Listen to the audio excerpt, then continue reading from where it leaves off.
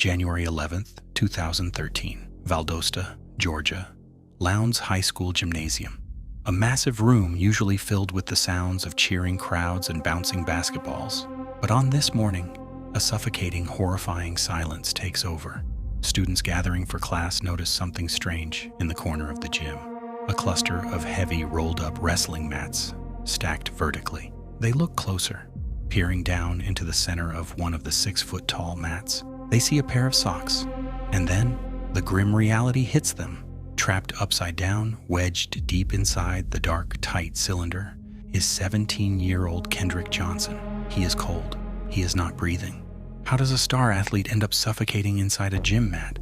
Was it a bizarre, tragic mistake, or a nightmare scenario hidden in plain sight? The moment the body is discovered, panic rips through the high school. Emergency crews rush to the gym, unrolling the heavy mat, but the scene they find only raises more terrifying questions. Kendrick was a popular, highly competitive athlete, yet here he was, stuffed headfirst into a space compressed so tightly around him.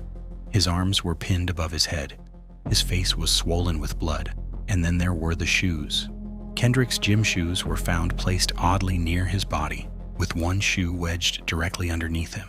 Other reports state a separate pair of shoes sat neatly right next to the outside of the mat, untouched. It made no sense. Why would someone crawl into a dark, tight tube, head first, leaving their shoes behind? The local sheriff's department immediately formed a theory. They claimed Kendrick was trying to retrieve a shoe he had dropped down into the center of the stacked mats. They argued he reached too far, lost his balance, fell in upside down, and couldn't get out. Within days, authorities ruled it a tragic, freak accident. Case closed. But for Kendrick's family and a skeptical public, that explanation was impossible to swallow.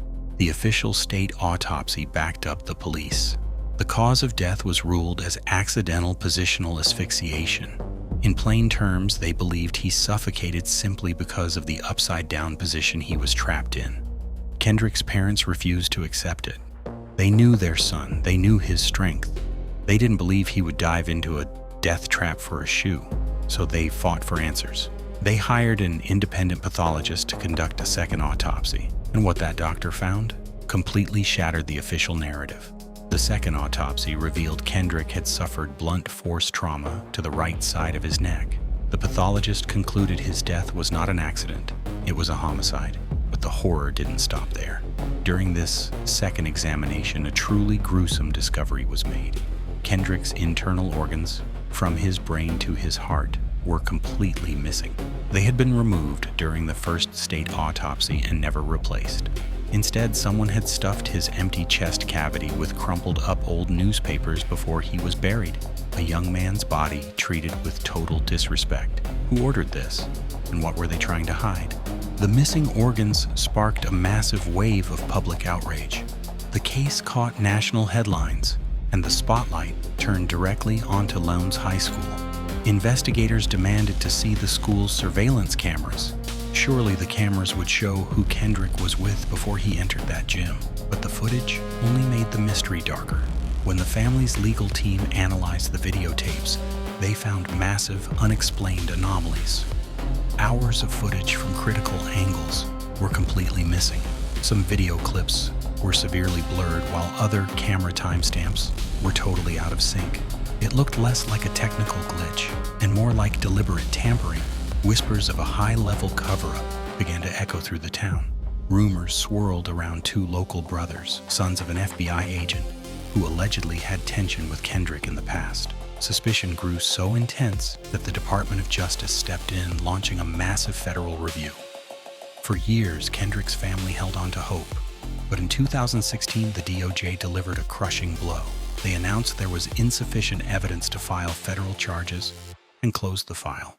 To this day, no one has ever been arrested. More than a decade has passed since that cold January morning, but the dark shadow over Valdosta has never lifted.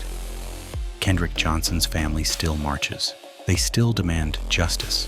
They are left with a haunting question that time refuses to answer. Was Kendrick the victim of a truly bizarre, claustrophobic accident? Or did he walk into that gym and cross paths with a monster? leading to a crime that was perfectly erased? What do you think happened inside that gymnasium? Let me know your theories in the comments below. If this deep dive kept you engaged, please hit that like button and subscribe for more investigative mysteries. Until next time, stay safe